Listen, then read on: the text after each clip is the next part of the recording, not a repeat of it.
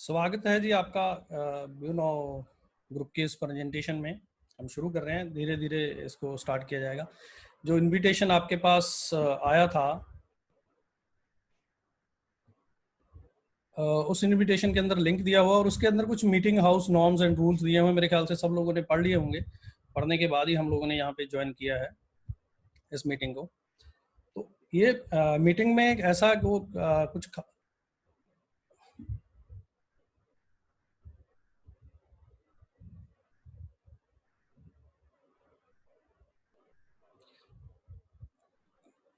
कोई स्पेशल कुछ खास अनाउंसमेंट नहीं है। एक्चुअल में जो हमारी प्रेजेंटेशन है, उस प्रेजेंटेशन को प्रॉपर वे में प्रेजेंट करने के लिए ही, जैसे मैंने बोला था कि प्रैक्टिस और उसकी ज़रूरत होती है, तो सब लोग इसमें, नए लोग भी ज्वाइन कर रहे हैं आज। बहुत सारे लोग नए आए होंगे, या बहुत सारे लोग हमारे वो हैं जो ऑलरेडी जिन्होंने अपने स्टोरेज बाय कर रखी थी, लेकिन कभी कंपनी से मिलने का या कंपनी को जानने का मौका नहीं मिला। तो आज, क्योंकि मेरे पास जब पहले प्रेजेंटेशन होने के बाद कई सारे लोगों के फ़ोन आने शुरू हुए कि सर हमने ऐसे अभी ज्वाइन किया, तो हमें तो अब समझ में आया कि हम किस कंपनी के साथ काम कर रहे हैं, किस तरीके से आ रहा है, अच्छा हो रहा है। तो इसलिए मैंने ये कल आपसे टाइम मांगा था, आपसे अमरजीत जी या सब लोगों से टाइम मांगा था कि मुझे भी मौका मिलना चाहिए कि मैं अपनी ये बात यहाँ पे रख सकूँ, ताकि वो सब लोग जो हमारे साथ जुड़े हुए हैं, वो पूरे ग्रुप की जो प्रॉपर जो हमारी बातें हैं, प्रेजेंटेशन के अलावा, प्रेजेंटेशन तो हम करेंगे, उसके अलावा और कई सारी बातें हैं जो हम लोगों को यहाँ पे करनी है आपस में। तो वो बात प्रेजेंटेशन के बाद में करेंगे। तो थोड़ा पेशेंस रख के इसको सुनने की ज़रूरत है। शुरू से लेके एंड तक प्रॉपर इसको सुनेंगे तभी कुछ रिजल्ट मिलेगा, नहीं तो फिर वो वाली कहानी हो जानी है कि सारी रात रामायण सुनी, बाद में पूछा कि अच्छा राम और सीता का क्या रिलेशन था। ये उसी तरह का कॉम्प्लेक्स सिस्टम है पूरे का पूरा, जो इसको समझने की हमने कोशिश करी है। बहुत ही कॉम्प्लेक्स, बहुत ही जो टिपिकल एक बिजनेस मॉडल है, बहुत कम लोगों को समझ में आ सकता है, उसको लेमैन की लैंग्वेज में कन्वर्ट किया है। यहाँ पे इस मीटिंग के अंदर बहुत हाई प्रोफाइल लोग भी हैं और बिल्कुल लेमैन के तौर पे जो house hold, simple house hold चलाते हैं, वो लोग भी हैं। तो यहाँ पे लैंग्वेज इस तरीके से रखी गई है कि वो जो एक्सपर्ट हैं, जो सॉफ्टवेयर टेक्नोलॉजी के एक्सपर्ट हैं, उनसे माफ़ी चाहूँगा, क्योंकि उनकी जो टर्मोलॉजी है, या उनकी जो हमारी बात होती है करने की, जो बातें होती है टेक्निकल बातें करने की, वह यहाँ पे हमने कुछ सिंपल, बहुत सिंपल एग्जांपल में दी हैं, जिन बातों को लेकर मैं हमेशा बोलता हूँ कि कभी कभी जैसे अमरजीत जी प्रेजेंट करते हैं तो हंसी आने जैसी बात हो जाती है। तो टेक्निकली जिनको स्ट्रॉन्ग टेक्निकल समझना है, कोड बाय कोड, वो हम अलग से सेशन उसके लिए करते हैं। आप हमसे जो टाइम डिमांड कर सकते हैं, आप अपने जो भी इनवाइटी है उसके थ्रू आके। यहाँ पे जो हम जितनी बात रखेंगे, ये बिल्कुल लेमैन के हिसाब से ये बात यहाँ पे रखी जाएगी। हार्ड जो कह रहे हैं, बहुत ही टॉप क्लास का जो बिजनेस है, उस टॉप क्लास की बिजनेस अपॉर्चुनिटी को हम बिल्कुल कॉमन मैन के लिए जो लेके आए हैं। तो उस कॉमन मैन को इस बिजनेस अपॉर्चुनिटी के साथ कैसे जुड़ना चाहिए, कैसे उसको फायदा होगा, वही सारी सारी चीजों को समझने की हम यहाँ पे कोशिश करेंगे। सबसे पहला पॉइंट जो है हमारा, हम आपका स्वागत करते हैं इस प्रेजेंटेशन के अंदर। जो हम ये ऑनलाइन एक प्रेजेंटेशन कर रहे हैं, जूम रूम के अंदर सब लोग आए हुए हैं यहाँ पे, तो उसमें मैं सबका स्वागत करता हूँ। ये cloud particle is trademark by Buono group. There are so many companies in Buono group, पर एक कंपनी है जो इस वेंचर को रन कर रही है, उसका नाम आगे प्रेजेंटेशन में आएगा। ये डिस्क्लेमर है। डिस्क्लेमर का मतलब है कि हम ये चीज को बिल्कुल डिस्क्लेम करते हैं कि कोई आदमी कहे कि जी आप तो जी पैसे, क्योंकि जब भी किसी से कोई बात होती है, कई बार अचानक से कोई फोन लगा देता है मेरे कान को कि सर ये देखो जी, ये आदमी ये कह रहा है, वो ये कह रहा है जी, सारे जो आप ये मार्केट से सर ये पैसे इकट्ठे कर रहे हो, ये क्या तरीका है जी, ऐसे कैसे पैसे इकट्ठे हो सकते हैं क्या? तो उस चीज को पहले ही आपको वो क्वेश्चन ना करे, आपकी और उनकी दोनों लोगों की एनर्जी वेस्ट ना हो, आपको यहाँ पे इसको डिस्क्लेम कर देना है कि we are not investment company, we do not ask for deposits और लोन फ्रॉम द पब्लिक। इस बात को यहाँ पे हम क्लियर करके आगे चलेंगे कि किसी भी एंगल पे ये फाइनेंशियल सेक्टर की कोई कंपनी नहीं है, टेक्नोलॉजी कंपनी है। टेक्नोलॉजी कंपनी के साथ हम कैसे जुड़ के फायदा ले सकते हैं, कैसे हमें बेनिफिट्स होते हैं, उन्हीं सारी चीजों को लेके आगे हमारी सारी प्रेजेंटेशन है। तो यहाँ पे जो रिक्वेस्ट है हमारी, वो वही रहेगी रिक्वेस्ट जो इसके ऊपर। ये प्लीज, चलो मैं यहाँ से डिसेबल कर देता हूँ, एनोटेशंस आप ना करें तो बेहतर है।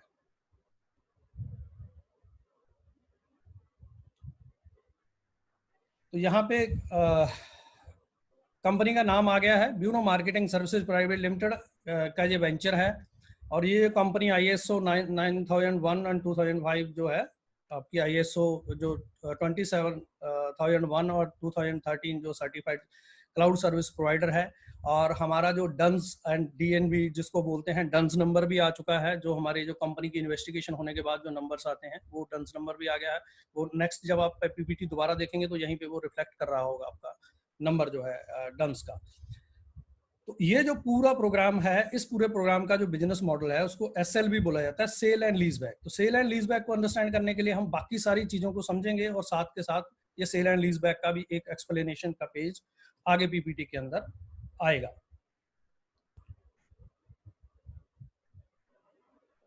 अब किस सेक्टर के अंदर हम लोग काम कर रहे हैं, वो सेक्टर कौन सा है?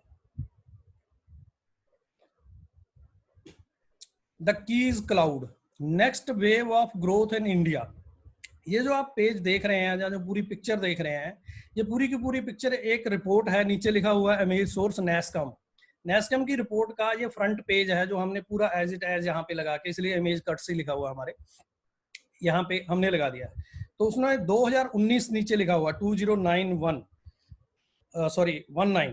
तो जो ये 2019 का जो रिपोर्ट है, उस रिपोर्ट के accordingly cloud is the next wave of growth in India. ये हमारा जो हम पहले प्रेजेंटेशन कर रहे थे, या जिस तरीके से नॉर्मल वर्ड के अंदर हम लोग काम कर रहे थे, तो उस समय की जो प्रेजेंटेशन के अंदर ये पेजेस आते थे कि इंडिया के अंदर इंफ्रास्ट्रक्चर के अंदर बड़ी ग्रोथ होने वाली है। तो उस ग्रोथ के अंदर सबसे बड़ी जो ग्रोथ होगी वो क्लाउड के अंदर होगी।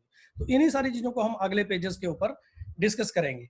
तो हम कहेंगे कि अपॉर्चुनिटी आई है, तो इस अपॉर्चुनिटी में हम कहेंगे take lead on it with MCP. आइए माई क्लाउड पार्टिकल्स के साथ मिलके इस वेव को राइड करते हैं, आगे चलते हैं।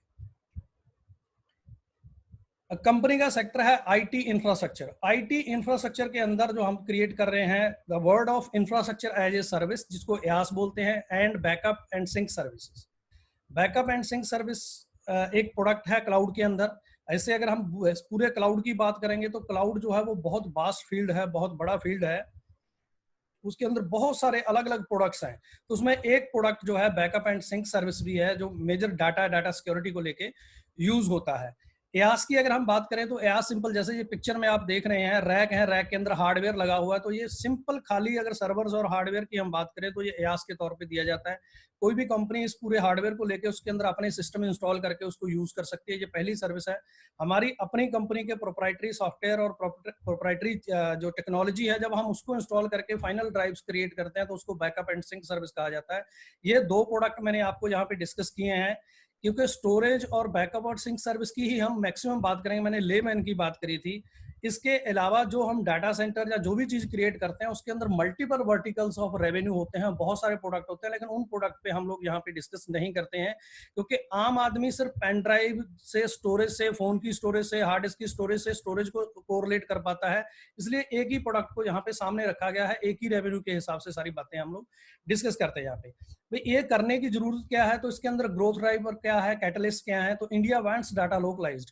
इंडिया के अंदर जो पहले डिमांड करी गई, फिर रेगुलेटरी रिकमेंडेशंस आई, रिकमेंडेशन के बाद एक पॉलिसी बन गई है। पॉलिसी जो उसका लिंक जो आगे वाले पेजों में आपको मिलेगा, तो उस पॉलिसी ने पुश किया कि जो डाटा है, जो हम डाटा जनरेट कर रहे हैं, वो डाटा इंडिया का इंडिया में ही स्टोर होना चाहिए।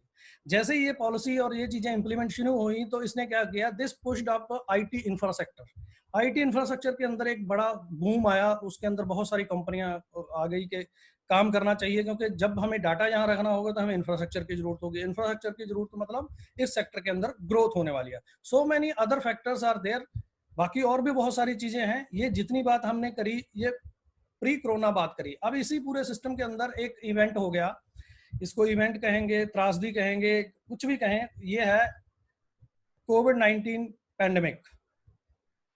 कोविड-19 जो कोरोना वायरस की जो महामारी जो फैली है, इसने एक अलग तरह का जो इम्पैक्ट है आईटी सर्विसेज के ऊपर, आईटी इंफ्रा के ऊपर डाला है। तो इस इफेक्ट के हिसाब से अगर हम देखें तो अभी क्या हो रहा है, जैसे अभी हमारी ही बात कर लेते हैं। हम पहले क्या करते थे, पहले प्रॉपर जाते थे, किसी के पास मिलते थे, फिर बैठते थे, फिर बात होती थी, वो सारी चीजें नॉर्मल ऑफलाइन सिस्टम के अंदर काम कर रहे थे। लेकिन आज देखिए, हम लोग जब सब लोग घर में बैठे हुए नहीं काम कर पा रहे हैं, कहीं कुछ नहीं हो पा रहा, तो हम लोग उसी तरीके से नॉर्मल वे में आपसे और हम आप बात करके बिजनेस कर पा रहे हैं। तो ये किसके बिहाफ पे हो रहा है? ये सारा आईटी इंफ्रास्ट्रक्चर और आईटी की सर्विसेज के ऊपर हो रहा है।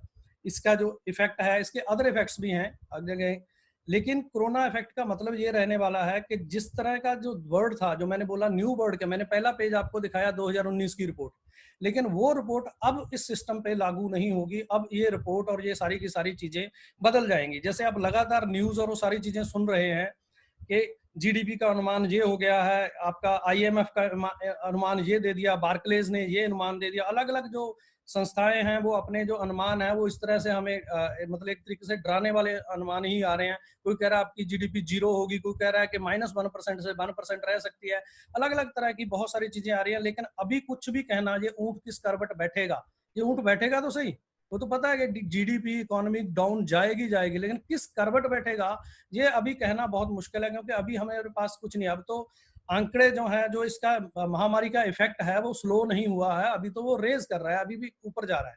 तो इफेक्ट जो, जब हम उसको स्लो डाउन करेंगे, जब उसको हम रिवर्स मोड में ले आएंगे, उसके बाद जो आंकड़े आएंगे वो थोड़े से रियलिटी के आसपास होंगे। अभी तो जो भी है वो एक तरीके से बहुत बहुत ही वाइल्ड अनुमान लगाए जा रहे हैं। तो लेकिन जो भी अनुमान हो, जब हम ये जो अभी 40 दिन का हो गया है, पहले 21 दिन हुए, अब 19 दिन और बढ़ गए हैं, तो हम 40 दिन के बाद जब हम दुनिया में वापस जाएंगे, 40 डेज का एक बड़ा महत्व है। अगर हमें हमें हम वैसे उस चीज को लेके देखें, आपने देखा होगा कि कोई भी चीज जो होती है, जब हमें कोई कहते हैं, देखो हम बहुत सारे लोग हैं जो हम धार्मिक कई सारी मान्यताओं को मानते हैं, किसी भी धर्म के अंदर, किसी भी चीज के अंदर आपको कोई काम को बार बार 40 दिन करने के लिए बोला जाता है। तो 40 दिन के बाद एक एक बड़ा चेंज आ जाता है आपकी अपनी पर्सनैलिटी में, आपकी हैबिट में, बहुत सारी चीजों के अंदर चेंज आ जाता है। तो उसी तरीके से ये लॉकडाउन के अंदर हम 40 दिन लोग बैठने वाले हैं, उसके बाद जब वापस दुनिया में जाएंगे तो जिस दुनिया को हम छोड़ के आए हैं, हमें वो दुनिया वैसी नहीं मिलने वाली है। ये बात मैं आपको बार बार कह रहा हूँ, इसलिए कह रहा हूँ कि इसके लिए हम तैयार रहें। जब हम बाहर जाएं तो हमें ऐसा ना लगे कि नहीं यार, इसके लिए तो मैं तैयार नहीं था, ये हमारे साथ क्या हो रहा है, किस तरह की दुनिया हमें मिल रही है। जो दुनिया हम छोड़ के आए हैं कोरोना से पहले, प्री कोरोना जो पीरियड था, वो अलग तरह की दुनिया थी जिसको हम जीते थे। ये एक 40 दिन का, जहाँ अभी 40 दिन है, जहाँ आगे क्या किस तरीके की और रेगुलेटरीज आएंगी उसके बारे में हम कुछ कह नहीं सकते। लेकिन जब हम वापस जाएंगे तो वो जो भी सिचुएशन होगी उसको हम बोलेंगे न्यू नॉर्मल वर्ल्ड, एक नए तरह की दुनिया जिसके अंदर जो नॉर्मल चीजें, जिसको हम पहले नॉर्मल बोलते थे, अब उस नॉर्मल में कुछ चीजें एडिशन हो जाएंगी, उसको हम न्यू नॉर्मल बोलेंगे। तो ये न्यू नॉर्मल वर्ल्ड के अंदर बहुत कुछ बदल जाएगा। तो उस बदली हुई चीज के अंदर जो सबसे बड़ा इंपैक्ट आपको नजर आएगा वो होगा, new normal will ask for more and more IT infra, क्योंकि हमें मैक्सिमम काम वर्क फ्रॉम होम करना है, बहुत सारे काम को हमें ऑनलाइन ट्रांसफर कर लेना है। तो ज्यादा से ज्यादा हम लोगों को ऑनलाइन जो है आईटी इंफ्रास्ट्रक्चर की जरूरत पड़ने वाली है। तो इसका एक और थोड़ा छोटा सा एनालिसिस कर लेते हैं। वो छोटा सा एनालिसिस क्या है कि जब हम सब कुछ छोड़ छाड़ के घर में आए, ये पूरे लॉकडाउन की स्थिति में हम आए, तो इमीडिएट से जिसको हम कहेंगे पूरे सेक्टर्स के अंदर एकदम से एक उथल पुथल हुई, एक इमीडिएट इफेक्ट आया। तो ये जिसको हम शॉर्ट टर्म इफेक्ट बोलेंगे, चोकिंग इफेक्ट इसको बोल सकते हैं। बहुत सारी चीजें चोक करी हैं, बहुत सारी चीजें एकदम से ग्रोथ में आई हैं, बहुत ज्यादा उनको। लेकिन ये जो भी है ये टेम्परेरी है, इसको हम शॉर्ट टर्म इफेक्ट बोलेंगे ड्यूरिंग कोविड-19। ये कितने दिन भी चलता है उतने दिन के लिए इसका हाल यही रहेगा। ये जो सेक्टर, ये जो इमेज आप देख पा रहे हैं, ये शॉर्ट टर्म इफेक्ट है। शॉर्ट टर्म इफेक्ट का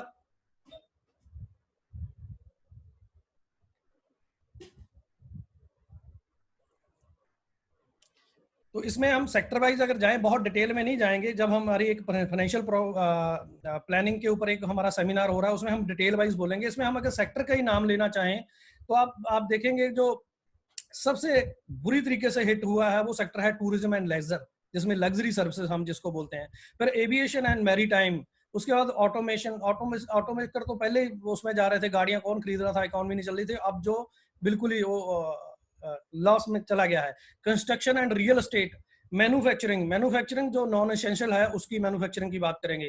फाइनेंशियल सर्विसेज, बाकी में जब मार्केट के अंदर कोई प्रोडक्टिविटी हो नहीं रही, फाइनेंशियल ट्रांजेक्शन नहीं हो रही, तो फाइनेंशियल सर्विसेज लॉस में जाएंगी। एजुकेशन का इशू वही है।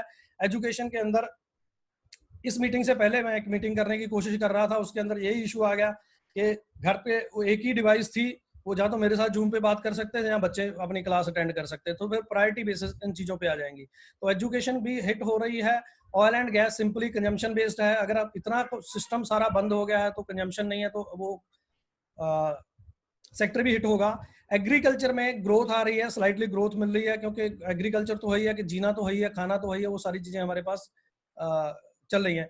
ई कमर्स सेक्टर के अंदर, ई कमर्स में अभी जो जनरल गैजेट्स जो डिलीवरी है, जो हमारे अपैरल्स हैं, कपड़े हैं, वो बाकी चीजें बंद हुई हैं, लेकिन आप अभी देख पा रहे होंगे, चाहे हम बिग बास्केट से ले रहे हैं, चाहे अमेजोन ग्रोफर से ले रहे हैं, अलग अलग कंपनियों से हम ई कमर्स के रूप में जो हमारी ग्रोसरी है, जो हमारी जो डेली रोजमर्रा की चीजें हैं, वो हम ई कमर्स से अभी डिलीवर करवा पा रहे हैं। तो इसके अंदर हल्की स्लाइड देखने को मिला है, चाहे जोमेटो हो, स्विगी हो जाए। आईसीटी है, इंफॉर्मेशन कम्युनिकेशन टेक्नोलॉजी की बात करें तो इसमें तो मेरे को कुछ बोलने की जरूरत नहीं, आप देख ही रहे हैं कि किस लेवल पे हम लोग इसमें ग्रो कर रहे हैं। Personal care and personal and health care, जिसमें बोलेंगे पर्सनल हाइजीन, तो वो आपको पता ही है, सैनिटाइजर और बाकी जो साफ सफाई की जो इक्विपमेंट चीजें हैं, इसकी डिमांड बहुत बड़ी है। फूड प्रोसेसिंग, जहाँ हम लाइव फूड नहीं खा रहे हैं, रेस्टोरेंट बंद है, तो फूड प्रोसेस होकर डब्बा पैक फूड की जो है उसकी डिमांड बढ़ेगी, वो ग्रोथ है। और मेडिकल इंडस्ट्री के बारे में कुछ बोलने की जरूरत नहीं है। लेकिन ये जो भी इफेक्ट है ये शॉर्ट टर्म है, इसके बाद जब नॉर्मल न्यू नॉर्मल वर्ल्ड में जाएंगे तो ये चीजें भी अपने आप को करेक्ट करेंगी। तो इसके अंदर बहुत सारी चीजें जो बंद हुई हैं वो खुलेंगी, जो बहुत ऊपर गई हैं वो करेक्ट करेंगी, पीछे आएंगी सर्विसेज। तो अगर हम अपने सेक्टर के हिसाब से देखें कि हमारा जिस सेक्टर में हम काम कर रहे हैं, तो पोस्ट कोरोना जो लॉन्ग टर्म चेंजेस हमारे सेक्टर में आने वाली हैं, तो वो जो चेंजेस क्या क्या होंगी अगर हम उसको देखें। प्रॉब्लम्स क्रिएट होंगी, जहां अभी भी हम प्रॉब्लम फेस कर रहे हैं, तो उन प्रॉब्लम के सोल्यूशन डिजाइन करने होंगे जहां इफेक्ट्स आए होंगे। हम बिल्कुल क्लियर हम बोल रहे हैं कि more and more business turning online. बहुत सारे बिजनेस जो पहले डिनाई करते थे कि हम ऑनलाइन नहीं जाएंगे, वो बिजनेस अब ऑनलाइन अपने आप ही ट्रांसफर होने शुरू हो गए हैं। ओटीटी प्लेटफॉर्म की बात करेंगे, ओवर द टॉप और बीओडी वीडियो ऑन डिमांड की हम बात करेंगे, शिफ्टिंग टू एसडी स्ट्रीमिंग, चाहे प्राइम वीडियो की बात करें, नेटफ्लिक्स की बात करें, यूट्यूब की बात करें, ये सारे के सारे जब आईटी इंफ्रास्ट्रक्चर और बैंडविड्थ की हमारे पास यहाँ पे कमी है, तो इस वजह से ये सारे के सारे प्लेटफॉर्म जो हैं वो अपनी जो अपना कंटेंट है उसकी डिलीवरी की बैंडविड्थ को श्रिंक करके डिलीवर कर पा रहे हैं। ऑनलाइन एजुकेशन बहुत एडवर्सली इफेक्ट हो रही है, उसी तरीके से कि अलग अलग बच्चे अलग अलग क्लासों में पढ़ रहे हैं, अलग अलग प्लेटफॉर्म और अलग अलग चीजों की जरूरत पड़ने वाली है। Security and surveillance via drones, आप देख रहे हैं कि जो ड्रोन्स का रोल आप देख पा रहे हैं, लेकिन ये जितने भी ड्रोन्स हैं ये सारे के सारे manually by remote operated drones हैं। लेकिन इसका जो अगला वर्जन है, जो रियलिटी में दुनिया में जो आगे काम करने वाला होगा, वो robots with AI and robotics and machine learning जो काम करने वाले हैं ड्रोन्स, उन ड्रोन्स का जो जमाना आएगा। यहाँ पे मैं सिक्योरिटी एंड सर्विलांस उनकी बात कर रहा हूँ जो अनमैन्ड ये सारे का सारा काम करेगा। फिर अनमैन्ड व्हीकल फॉर लॉजिस्टिक्स, जो अभी आज जो ट्रांसपोर्टेशन में हम लोगों को प्रॉब्लम आ रही है यहाँ से वहां माल लेके जाने में, तो ट्रांसपोर्टेशन में भी एग्रीगेटर आएंगे, जैसे ओला उबर पैसेंजर मार्केट के अंदर है, उसी तरीके ट्रांसपोर्टेशन के अंदर एग्रीगेटर भी आएंगे, ट्रांसपोर्टेशन के अंदर अनमैन्ड व्हीकल भी आएंगे, जो ऑटोमेटिक जो डिलीवरीज जो है वो हो पाए हमारे इस पूरे सिस्टम के अंदर। फिर introduction of IoT and 5G, ये बहुत मेजर जो सेक्टर है। Internet of things and 5G का बहुत ही तगड़ा रिलेशन है। अगर आज हम कह रहे हैं कि बैंडविड्थ हमें श्रिंक करनी पड़ रही है, वो 5G ना होने की वजह से कर रही है। अगर 5G पूरे का पूरा डिप्लॉय हुआ होता तो आज हमें कोई नेट बैंडविड्थ को लेके या इन सारी चीजों को लेके इतनी कंस्ट्रेन नहीं फील करनी होती। आईओटी का नेट भी बढ़ेगा, और जो इसको अब पहले स्लो मोशन में ये सारी चीजें मूव हो रही थी, अब ये वास्ट तरीके से इनको इम्प्लीमेंट किया जाएगा, एज सुन एज पॉसिबल सारी चीजों को कंप्लीट किया जाएगा। फिर अप एंड अब सारी चीजों के ऊपर, सारी सब चीजों के ऊपर आएगा टेलीमेडिसिन।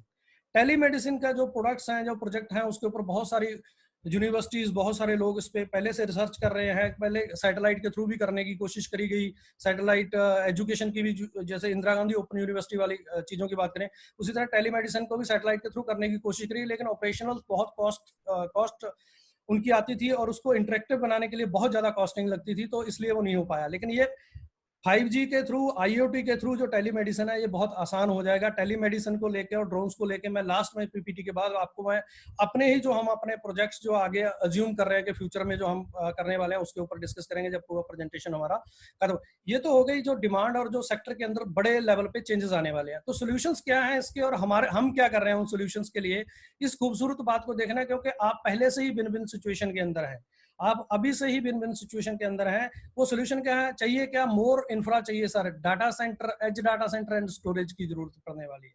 आपकी कंपनी ऑलरेडी इसी काम के अंदर काम कर रही है।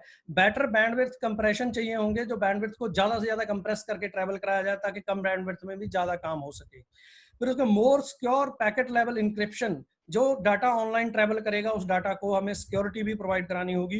तो ये इस प्रोजेक्ट पे भी कंपनी आपकी पहले से काम कर रही है। हब एंड स्पोक का master and edge data center का जो मॉडल है, that reduce latency and increase security. ये जो एज और हब का जो जो कंसेप्ट है, जो मेन डाटा सेंटर का और एज डाटा सेंटर का जो कंसेप्ट है, वो कंसेप्ट अपने आप में कुछ भी एक्स्ट्रा कोई चीज डिप्लॉय करे बिना भी आपकी सिक्योरिटी को एनहेंस करता है, क्योंकि आपका जो डाटा है वो कम एक्सपोजर में जाता है। तो जब कम एक्सपोजर में जाएगा तो उसको अटैक होने के चांसेस भी कम हो जाते हैं। उसके बाद dense network of edge data centers, और जितने एज डाटा सेंटर हम बढ़ाएंगे, जिस तरीके से 5G का नेटवर्क आएगा, IoT बढ़ेगी, उसी तरीके से ये जो एफिशिएंसी है, ये सारी चीजें काम करेंगी। ये जो सॉल्यूशंस हैं, जो मेजर सॉल्यूशंस हैं जो इसमें यहाँ पे हमने बताए हुए हैं, इन सारे के सारे सॉल्यूशंस पे आपकी कंपनी ऑलरेडी इनिशिएटिव ले चुकी है, ऑलरेडी इस पे काम कर रही है। इसलिए मैं आपको कहता हूँ कि ये विन विन सिचुएशन है इस सिस्टम को लेके।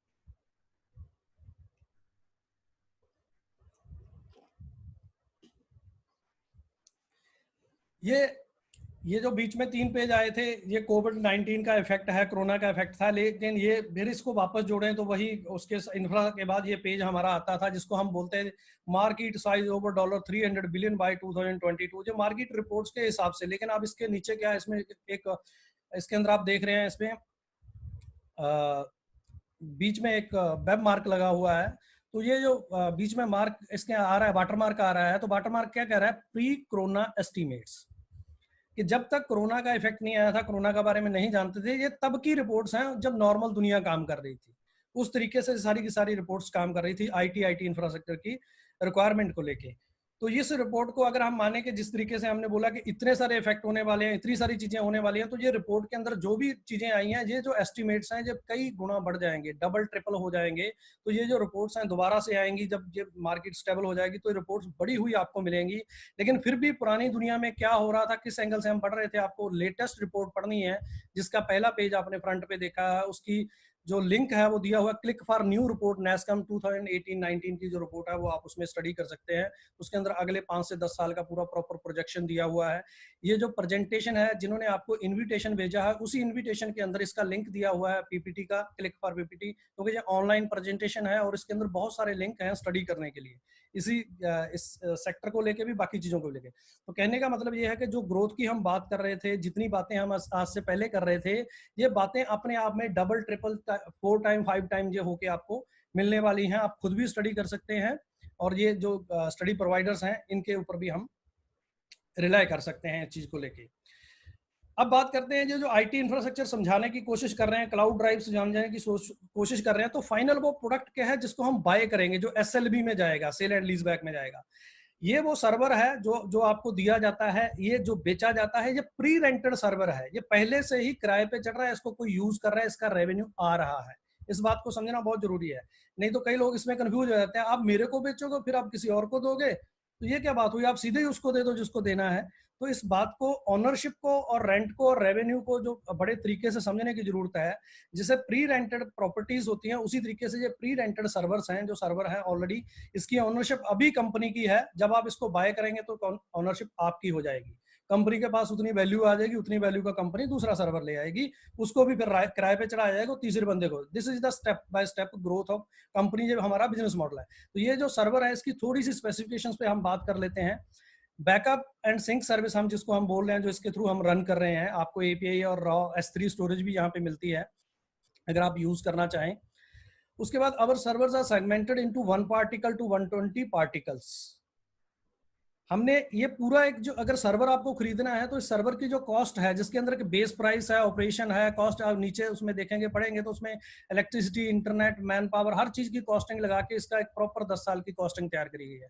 फिर उसके ऊपर टैक्सेशन है, पूरी सारी चीजों को मिला के जो आपको ये कॉस्ट पड़ती है, वो पड़ती है लास्ट में 35,40,000 इंक्लूडिंग जीएसटी। लेकिन 35,40,000 लगाने वाले कितने लोग हैं हमारे सामने जो इस प्रोडक्ट को ले लेंगे? वो अभी से जो बिल्कुल ही नए लोग कहते होंगे छोड़ो, ये तो बहुत लंबी चौड़ी बात है, हमारी पॉकेट से बाहर है। नहीं, बिल्कुल नहीं सर।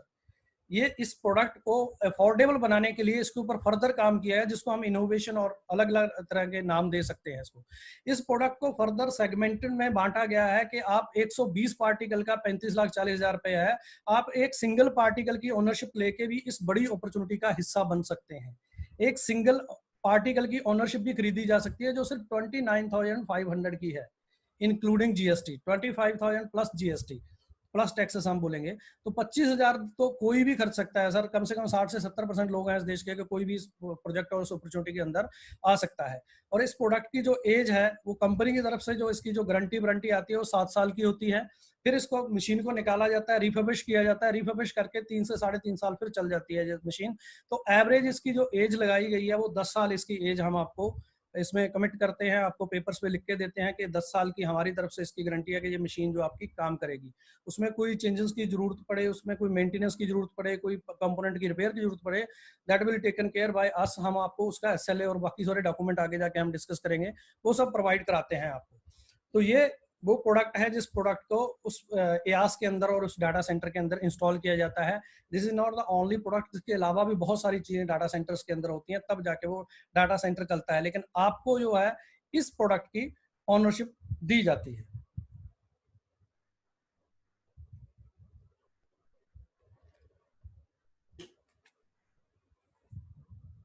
अब बात करते हैं कि ये जितनी भी बात अभी तक हमने करी है, किस लोगों को समझ में आया, जो जानते हैं उनको पहले से पता है, लेकिन बिल्कुल नए बंदे को ये लग रहा है यार कौन सी दुनिया की बात हो रही है, ये जो आप कह रहे हो ये कहाँ बिकता है ये माल, या ऐसा बताओ कि कोई दूसरा बंदा है दुनिया में जो तुम्हारे जैसा काम कर रहा हो। तो ये sir major list of major players in the market, उनकी लिस्ट सामने है। अगर उनका नाम लेंगे तो सबके कान को हाथ लग ही जाएंगे। जब ऐसे हम अमेजॉन वेब सर्विसेज बोलेंगे, माइक्रोसॉफ्ट अजूर बोलेंगे, गूगल गूगल क्लाउड प्लेटफॉर्म बोलेंगे, ये तीन का नाम ले दिया तो दुनिया सर हो जाती है। बाकी सारों का नाम हमने यहाँ पे लिखा है। जो लोग टेक्निकली आईटी उन सब चीजों को जानते हैं वो सारी कंपनियों का नाम जानते होंगे यहाँ पे जो लिखी हुई हैं। जो कॉमन मैन है, जो ले मैन है, बिल्कुल ही उनको मैं सिर्फ तीनों कंपनियों के हिसाब से ही बात करूंगा। अमेजोन को सब जानते हैं, माइक्रोसॉफ्ट को सब जानते हैं, गूगल को सब जानते हैं, लेकिन जिस काम के लिए ले मैन इनको जानता है जहां पे उनका नाम उस काम के लिए नहीं लिखा हुआ है। अमेजोन हम जानते हैं ऑनलाइन जो सेल्स और ये पोर्टल है, अमेजोन मार्केट प्लेस है ई कॉमर्स का, लेकिन यहाँ पे इसका नाम लिखा है AWS के लिए, अमेजोन वेब सर्विसेज हम इसको बोलते हैं। दुनिया की सबसे बड़ी डाटा सेंटर्स और वेब सर्विसेज प्रोवाइड कराने वाली कंपनी। अमेज करने वाली बात है। उसके बाद माइक्रोसॉफ्ट का नाम यहाँ पे, माइक्रोसॉफ्ट विंडो, माइक्रोसॉफ्ट ऑफिस हम सब जानते हैं, लेकिन यहाँ पे इसका नाम लिखा है माइक्रोसॉफ्ट अजूर की वजह से। अजूर क्लाउड प्लेटफॉर्म है माइक्रोसॉफ्ट का, वहाँ पे वो स्टोरेज और वो सारी चीजें प्रोवाइड कर रहे हैं। गूगल का भी, गूगल तो यह है कि आज की डेट में लोग कहते हैं कुछ नहीं समझ में आ रहा तो गूगल देव से पूछ लो। आप मेरी भी बहुत सारी बातों को बाद में गूगल ही करने वाले हैं। गूगल वो नाम है जिसने सर्च शब्द को ही अपने आप पे रिप्लेस कर लिया। अब हम सर्च नहीं कहते, कहते गूगल कर लो। तो गूगल यहाँ पे सर्च इंजन के लिए नहीं लिखा हुआ, गूगल क्लाउड प्लेटफॉर्म के लिए लिखा हुआ कि ये भी क्लाउड के अंदर काम कर रही है।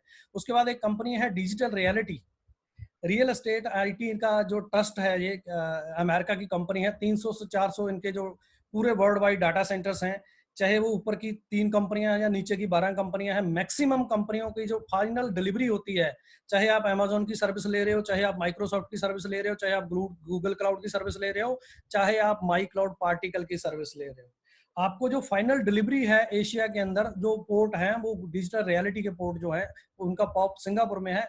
जब दुनिया के साथ जुड़ते हैं तो डिजिटल रियलिटी इन सब चीजों को जोड़ती है हमारे सिस्टम को। ये कंपनी है जो फाइनल प्रोडक्ट डिलीवर करती है, जो डीसी डाटा सेंटर्स के अंदर। डिजिटल रियलिटी नाम याद रखिएगा, इसको स्टडी करिएगा इसको लेके, क्योंकि हम इसी पैटर्न पे चल रहे हैं। हमारी कंपनी इसी तरीके से आगे बढ़ रही है, इस सिस्टम को काम को कर रही है।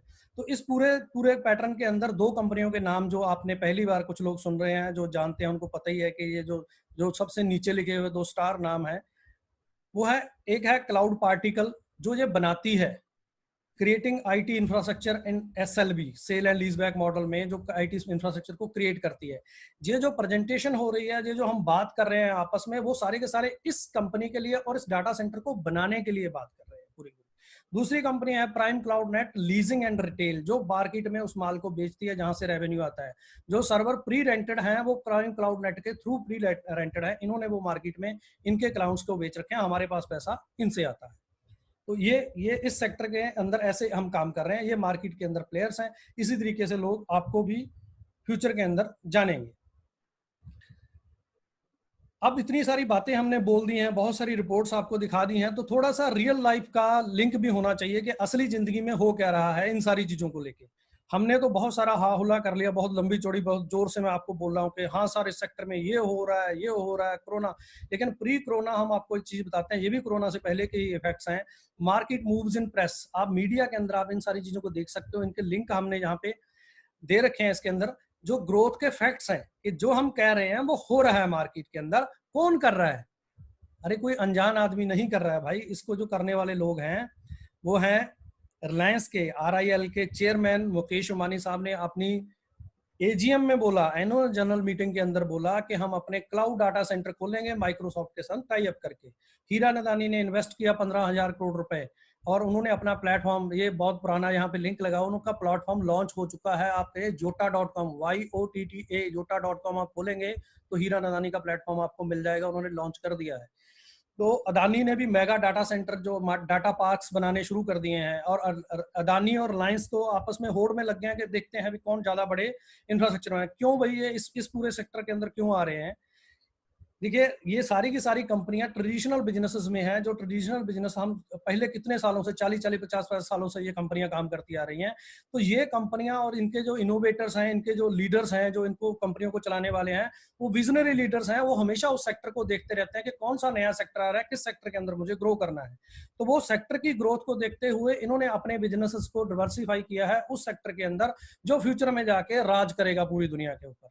तो ये रियल लाइफ जो आपकी एग्जांपल्स हैं, रियल लाइफ जो चीजें हैं जिसको आप स्टडी कर सकते हैं, समझ सकते हैं। और इसी के अंदर सबसे नीचे जो त्रिमूर्ति के साथ में लिखा है all about India's data localization policy, इसको भी आप स्टडी कर सकते हैं। पीपीटी का लिंक आपके पास है, ऑनलाइन जाके अपनी स्टडी करें। स्टडी करने के बाद अपनी रिजल्ट जो है वो आप अपना डिसीजन अपने लेवल पे बना सकते हैं।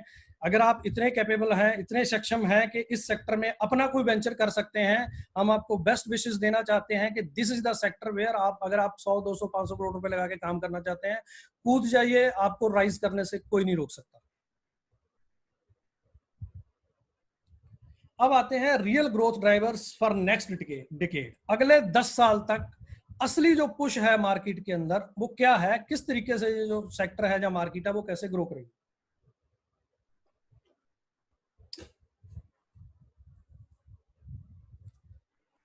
अब देख पा रहे हैं cloud, DC, data centre, IoT sector growth drivers की हम बात करें तो इसमें अगर हम कहें कि लोग प्राइसिंग और आपकी जो अलग कोई पता नहीं किस लेवल पे डिसीजन लिया जाएगा, तो वो अनसर्टेनिटी है जो 1% है सर, सिर्फ 1%। और अगर हम बात करें कि आपके पास बहुत स्पेशल प्रोडक्ट हैं, बहुत स्पेशल चीजें हैं कि सिर्फ आप ही के साथ जाना चाहिए, तो उसकी जो संभावना है वो 9% है, सिर्फ 9%। अगर आप बहुत बड़ा कोई यूनिक चीज लेके आते हैं तो 9% जो सेक्टर है वो आपके साथ जाएगा। और 90% जो सेक्टर है वो IT infrastructure demand and supply के ऊपर चलेगा। अगर आपके पास आपका माल है तो आपके माल बिकने के चांसेस 90% है। बाकी जो चीजें हैं वो आपको सोने पे सुहागे वाली बात आती है। आपके पास माल भी है, डिमांड एंड सप्लाई के अंदर भी आप फिट होते हो, और आपके पास यूएसपी भी है, तो आप मार्केट 99% मार्केट के अंदर आपकी जो उपस्थिति बनती है। तो आपके साथ खूबसूरत क्या है, बिन बिन क्या है, आप अपनी मुठ्ठियां ऐसे भींच लीजिए और वो कहते हैं, वो कहिए कि आप डिमांड एंड सप्लाई के अंदर भी सबके साथ काउंटर कर रहे हैं। और हम जो क्रिएट करने की बात कर रहे हैं, जो इंफ्रास्ट्रक्चर क्रिएट करने की बात कर रहे हैं, तो 90% वाला जो सेक्टर है हम इसको मेजर टारगेट करके इसके अंदर चल रहे हैं। लेकिन बचा हुआ 9% भी आपके लिए बिन बिन सिचुएशन में है। उसको वो कैसे है, by MCP, value addition and USP क्या है आपकी। ये 90% तो हम अपना माल बनाएंगे, बेचेंगे, उसी से हमारी मार्केट कवर हो जाती है। लेकिन बची हुई 9% जो मार्केट है उसको हम इससे नहीं छोड़ने वाले। ये एक ऐसा टूल है आपके पास जो यूएसपी आपकी जो डिसाइड करता है। अब ये फिर वही बात है कि ये बहुत डीप टेक्नोलॉजी की बात है। इसको समझने के लिए बहुत डीप टेक्नोलॉजी की नॉलेज होनी चाहिए। आईटी सॉफ्टवेयर इंजीनियर जहाँ वो सब लोग होने चाहिए उसको समझे। लेकिन फिर भी मैं कोशिश कर रहा हूँ कि इसको बिल्कुल लेमैन की लैंग्वेज में समझा पाए कि ये है क्या। दुनिया के अंदर सबसे जरूरी चीज क्या है। जब हम आज ऑनलाइन हो रहे हैं, हर चीज ऑनलाइन हो रही है, तो बहुत सारी आप न्यूज पढ़ रहे हैं कि जो ऑनलाइन फ्रॉड हैं वो बहुत सारे इसके अंदर चल रहे हैं। आज हम किसी की मदद करना चाह रहे हैं, कोरोना उसके अंदर मैं किसी को फंड देना चाह रहा हूँ, बहुत सारे फर्जी फंड्स क्रिएट हो गए हैं, बहुत सारे फर्जी अकाउंट्स क्रिएट हो गए हैं। लोग कंफ्यूज हो जा रहे हैं कि किसको पैसा भेजें, किसको नहीं भेजें। अभी एक राजस्थान की मेरे पास एक न्यूज कहीं से आई थी जिसमें 12-13 करोड़ रुपए लोगों ने ऐसे ही फेक अकाउंट्स बना के उसमें लोगों ने डोनेशन वोनेशन ले लिया। तो इस तरह एक स्टेट के स्कैम की बात कर रहा हूँ। तो ये ऑनलाइन जो चीजें हैं इनकी सिक्योरिटी सबसे अटमोस्ट है। और ये सेक्टर, इसको हम क्या कहेंगे, cyber security and data privacy इस सेक्टर का नाम है। ये सेक्टर पूरी दुनिया में अभी अपनी इन्फेंट स्टेज में है। इन्फेंट मतलब बचपने में। अभी पूरी दुनिया ही इसको लेके पूरी अभी सीरियस नहीं हुई है, लेकिन पोस्ट कोरोना, ये कोरोना के इफेक्ट के बाद सारे लोगों का 100% जो फोकस है वो इसी पे शिफ्ट हो जाएगा कि अगर मेरे को ऑनलाइन सर्विसेज बेचनी है, मेरे को ऑनलाइन कोई भी काम करना है, तो सबसे पहले मुझे ये इंश्योर करना होगा कि मेरा जो डाटा है, जो डाटा प्रोटेक्शन है, मेरे क्लाइंट्स की जो प्राइवेसी है, वो मेरे यहाँ पे अटमोस्ट है। हमारे अभी सुबह सुबह मेरे पास एक न्यूज आई थी, जो हम अभी आरोग्य सेतु ऐप जो डाउनलोड कर रहे हैं, उसके अंदर लेके भी कई सारी चीजों के ऊपर प्राइवेसी कंसर्न जो है वो रेज किए गए हैं। एक हमारे यहाँ पे इंटरनेट फ्रीडम करके कोई फाउंडेशन है हमारे देश की, उन्होंने कोई कई सारी चीजों पे सुजेशन दिए हैं कि उसमें प्राइवेसी इश्यूज हैं, जो हम आरोग्य सेतु ऐप डाउनलोड कर रहे हैं। तो उसी तरीके से बहुत सारी कंपनियां, बहुत सारे आगे इस तरह के एवेल्युएशन आएंगी कि आपको वार्न करेंगी कि भैया अपना जो डाटा है इस डाटा सेंटर के साथ या इस कंपनी के साथ मत रखिए। ऐसे ऐसे इंसिडेंट होंगे, कैसे कैसे इंसिडेंट होंगे, ऐसे इंसिडेंट होंगे जैसे गूगल के जो सीईओ है सुंदर पिचाई को यूएस सेनेट में बुला लिया गया इसी डाटा प्रोटेक्शन, डाटा प्राइवेसी को लेके। अब उसके पीछे का मैटर क्या है, वो एक लीगल सब्जेक्ट है, वो पब्लिक फॉर्म में आई हुई चीज है, तो हम यहाँ पब्लिक प्लेटफॉर्म पे बोल सकते हैं। तो पब्लिक जो है, लोग जो है, वो किसी को भी पूछ सकते हैं आप मेरी डाटा प्राइवेसी के लिए क्या कर रहे हैं, कहीं आप मेरे डाटा के साथ कोई छेड़छाड़ तो नहीं कर रहे हैं, क्योंकि मेरा डाटा, मेरी पर्सनल इंफॉर्मेशन मेरी प्रॉपर्टी है, उसके साथ कोई दूसरा बंदा खिलवाड़ नहीं कर सकता। ये बहुत बहुत ही जरूरी चीज है। तो यहाँ पे डाटा सिक्योरिटी को मेजर रखते हुए हम एक चीज पे काम कर रहे हैं। हम कहते हैं कि जो हम डाटा जो हमारे सिस्टम में जो रहेगा, जो बैकअप सिंक सर्विसेज जो हम आपको प्रोवाइड कराते हैं, वो जो डाटा है वो पोस्ट क्वांटम क्रिप्टोग्राफी के साथ सिक्योर किया जाएगा। वो ऐसी टेक्नोलॉजी है जो आज की डेट में, जिसको हम कहेंगे डी इंक्रिप्ट नहीं किया जा सकता। बहुत सारे लोग जब कई सारी बातें ये बोल दी जाती हैं कि सर जी हमारी जो जो हमारा सिस्टम है हैक नहीं होता। इस बात को मैं आपको सिंपल लेमैन की भाषा में फिर समझाना पाऊंगा कि इस बात को समझना बहुत जरूरी है। हैकिंग एंड इंक्रिप्शन दो अलग अलग काम है। कभी भी हैकिंग और डाटा प्रोटेक्शन को आपस में मर्ज करके किसी को समझाने की कोशिश मत करिए, क्योंकि हल्की सी भी टेक्नोलॉजी जानने वाला बंदा ये जानता है कि हैकिंग कभी भी रुक नहीं सकती और हैकिंग प्रूफ कोई भी चीज बन नहीं सकती। सिर्फ ये हो सकता है कि हैकिंग को रिवर्स कितने सेकंड में, मिली सेकंड में किया जा सकता है। अटैक को पहले ही फेज में रोका जा सकता है, जहां आपकी हैकिंग 2 घंटे, 4 घंटे, 1 सेकंड, मिली सेकंड, जहां इमीडिएट रिवर्स हो सकती है। लेकिन हैकिंग का attack, nobody can stop this. तो हैकिंग और प्रोटेक्शन में फर्क क्या है, मैं आपको एक लेमैन की भाषा में समझाता हूं। हैकिंग होता है कहीं पे चले जाना। आप मान लीजिए कोई कोई बैंक रॉबरी के लिए बैंक में जाता है। बैंक के गेट तक पहुंचने से कोई कभी किसी को नहीं रोक पाएगा, क्योंकि तब तक किसी की इंटेंशन किसी को पता ही नहीं है कि वो उस बैंक के अंदर खाता धारक है या कहीं और का रहने वाला, बैंक से पैसा ट्रांसफर करने आया कुछ में। तो उसके गेट पे भी जा सकता है, बैंक के अंदर भी जा सकता है। लेकिन उसके बाद की जो बात है, उसके बाद की बात यह है कि वो बैंक के अंदर जाने का मतलब ये है, अब उस बैंक के अंदर जाने से कब रोका जा सकता है कि उस बैंक के अंदर कोई भी ना जाए, ना उस बैंक का स्टाफ जाए, ना कोई और जाए। उस बैंक के अंदर दरवाजा ही ना हो जाए, उस दरवाजे पे हमेशा के लिए ताला लगा दिया तो फिर भी खोला जा सकता, तोड़ा जा सकता है। लेकिन किसी भी बिल्डिंग जिसके अंदर दरवाजा नहीं है अंदर जाने का, कोई अंदर नहीं जा सकता, उसमें तो हैकिंग नहीं हो सकती, उसमें दूसरा भी नहीं जा सकता। जहां पे ये प्रोविजन है कि दरवाजा है और उस पर ताला लगा हुआ है, तो वो ताला खोलने की चाबी बनाई जा सकती है, उस बिल्डिंग के अंदर कोई भी जा सकता है। This is hacking. हैकिंग का मकसद क्या है, किसी भी बिल्डिंग में, वेबसाइट पे, किसी भी चीज में घुसने के बाद वहां पे जो भी अटैकर है वो क्या करने आया है, वो करने आया है डाटा चोरी। जो वहां पे वैल्यूएबल इंफॉर्मेशन है उसको चोरी करना है, वो चोरी करके मेरे को उठा के ले जाना है। उठा के लेके जाने के बाद उसमें से वो डाटा निकालना है, उस डाटा को मार्केट में बेचना है या अपने लिए यूटिलाइज करना है। वो प्रोसेस स्टार्ट होता है इंक्रिप्शन और डी इंक्रिप्शन का। अगर वो डाटा इंक्रिप्टेड है हमारे वाली टेक्नोलॉजी पे, तो उसको उठा के लेके जाना भी उसके लिए गार्बेज है, उसको डी इंक्रिप्ट नहीं कर सकता। क्योंकि पोस्ट क्वांटम क्रिप्टोग्राफी जो है, जो टेक्नोलॉजी है, इस टेक्नोलॉजी को डी इंक्रिप्ट करने के लिए जो पावर, जो कंप्यूटिंग पावर और वो चीजें चाहिए, वो अभी मार्केट में अवेलेबल नहीं है। जहां उसका जो एल्गोरिदम है उस लेवल का है, उसको आप ब्रेक नहीं कर सकते हैं। अभी तो जो एग्जिस्टिंग टेक्नोलॉजी है वो भी ऐसे खाला जी का बाड़ा नहीं है कि कोई भी उसको तोड़ ले। RSA 2048 जो टेक्नोलॉजी आज हम यूज कर रहे हैं, उसको भी ब्रेक करना किसी आम हैकर के या आम डी इंक्रिप्ट करने वाले टेक्नोलॉजी वाले बंदे के बस का काम नहीं है। अभी पूरी दुनिया उसी पे चल रही है, हर दुनिया का डिफेंस सिस्टम उसी पे चल रहा है। तो ये फ्यूचर की जो टेक्नोलॉजीज हैं जिनके बारे में बात कर रहा हूँ, लेकिन ये टेक्नोलॉजीज बनाई गई हैं क्वांटम कंप्यूटर के अगेंस्ट, जो क्वांटम मैकेनिक्स के हिसाब से काम करता है। जो आज की डेट में सुपर कंप्यूटर दुनिया में काम कर रहा है, उसके अगेंस्ट अभी एग्जिस्टिंग सिक्योरिटी है वो काफी है। वो उनको सारी सिक्योरिटी को तोड़ने के लिए उसको 50 साल लगेंगे। अगर आज की जो सिक्योरिटी है वो फ्यूचर के कंप्यूटर को दे दी जाए, जो क्वांटम कंप्यूटर की हम बात कर रहे हैं, जिसको डी वेव नाम की कंपनी कह रही है कि मैंने 2000 क्यूबिट्स का मैंने लॉन्च कर दिया, उसकी कमर्शियल इंप्लीमेंटेशन है, कैनेडियन कंपनी है। फिर इंटेल उस पर काम कर रहा है, आईबीएम काम कर रहा है, अलग अलग कंपनियां काम कर रही हैं। गूगल ने अभी क्वांटम उस पर चिप की बात करी थी कि हमने कर लिया, लेकिन वो तो बहुत सारे लोगों ने बोला कि ये सारी चीजें जो है कंट्राडिक्टरी हैं, कोई रिजल्ट उसका अभी प्रॉपर सामने नहीं आया। लेकिन अगर उन मशीनों को एक्चुअल में हम बोलें कि ये जो आज की सिक्योरिटी है इसको तोड़ने के लिए बोले, तो हार्डली जो आप मान के चलिए 1 मिनट से लेकर 12 मिनट के अंदर दुनिया की कोई भी सिक्योरिटी वो जो मशीनें हैं वो तोड़ने के लिए सक्षम है। तो जब वो मशीनें वो सारी चीजें मार्केट में आ जाती हैं, तो ये टेक्नोलॉजी जो है ये उन मशीनों को भी एंगेज उतनी ही सिक्योर है जितनी आज के सिस्टम के मुकाबले में आज की सिक्योरिटी। अब ये बात हमने ऐसे बात कर ली है, सिंपल बात नहीं है। अगर आप यहाँ पे कोई सॉफ्टवेयर इंजीनियर है या कोई आपके जानने वाले सॉफ्टवेयर इंजीनियर है, तो उनको स्टडी करने के लिए हमारा जो लिंक दे सकते हैं, उसके नीचे एक लिंक दिया हुआ, click here for data security challenge. आप अपने इस डाटा को समझने के लिए, इसकी टेक्नोलॉजी को समझने के लिए इस लिंक पे जाके उन फाइलों को आप डाउनलोड कर सकते हैं और डी इंक्रिप्ट करने के लिए जो टूल अवेलेबल है मार्केट में उसको यूज करके देख सकते हैं। अगर आप ये सारा कुछ करते हुए इस सिस्टम में कामयाब हो जाते हैं, तो हमारी तरफ से एक छोटा सा मॉनेटरी आपको बेनिफिट पास किया जाएगा। जो हमने शुरू किया था 2014 से लेके 10 लाख रुपए से हम शुरू हुए थे। 10 लाख हुआ, 25 लाख हुआ, 50 लाख हुआ, 1 करोड़ हुआ। 2020 31 दिसंबर 2019 तक 1 करोड़ था। 1 जनवरी 2020 से हमने ये जो मॉनेटरी बेनिफिट है वो 10 करोड़ कर दिया है। उसका प्रोसीजर बिल्कुल लास्ट में नीचे लिखा हुआ है कि कैसे करना है। ये जो लिंक आपको दिया हुआ है ये होमवर्क के लिए है, आप घर में अपना प्रैक्टिस कर लीजिए। आप जब आपको समझ आए कि मैं कर सकता हूँ, तो नीचे प्रोसेस दिया हुआ, उस प्रोसेस के थ्रू आप अपना क्लेम डाल सकते हैं। हमारे पास आना है, उसको डी इंक्रिप्ट करके दिखाना है और उसके बाद आपको अपना बेनिफिट ले जाना है। अब ये जो बात मैंने सिर्फ आपको स्टडी करने के लिए नहीं बोला है, पूरी दुनिया के अंदर बहुत सारी इंस्टीट्यूट्स हैं जो अलग अलग जो रिसर्च पे काम करते हैं। तो 2000 प्लस से ज़्यादा यूनिवर्सिटी को हमने अपनी ये रिसर्च और ये सारी चीज़ें उनके साथ शेयर किए हैं, उनको जो चैलेंजेस भेजे हैं।